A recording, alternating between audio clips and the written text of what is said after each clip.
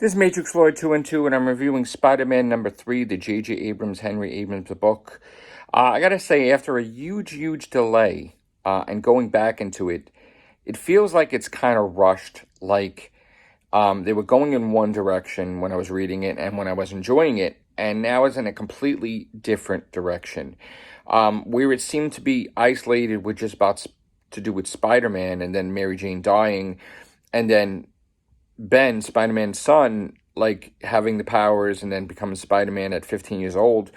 Now it has to do all about Tony Stark, Howard Stark, the Avengers, Riri Williams. Like, it's like all about mostly the Avengers and not necessarily about Spider-Man, even though it is, because this guy that his wife was dying, he used some type of spider DNA to keep her alive. Something about Richard and Mary Parker working on Spider-Man stuff. I know this is an alternate universe, but it's sort of getting sort of weird, like them implying that Richard and Mary Parker developed the spiders to be radioactive and whatever. I think that's what they're insinuating, and that the spider that bit Peter Parker was actually probably one of the spiders that the father and mother basically did stuff with the DNA or used the radioactive thing to make him that way. Well, actually, no. He was bitten by a radioactive spider, a spider that just got zapped at radioactive. I don't know. All I know is it's very confusing because it's an alternate universe, and they're saying something about instead of Richard and Mary Parker being spies, they were scientists working for Stark.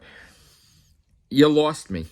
Sorry. You never really filled in the blanks about, like, when did this have anything to do with Richard and Mary Parker? Like, you lost me.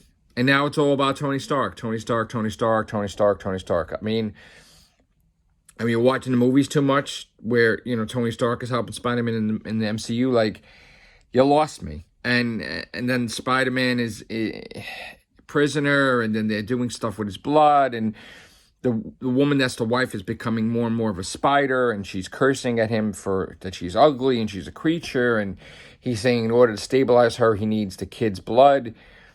But you lost me. You got zombie Avengers. It's become something completely different than you intended when you started. And because of the massive amounts of delays, it's missable. And it's not really that good.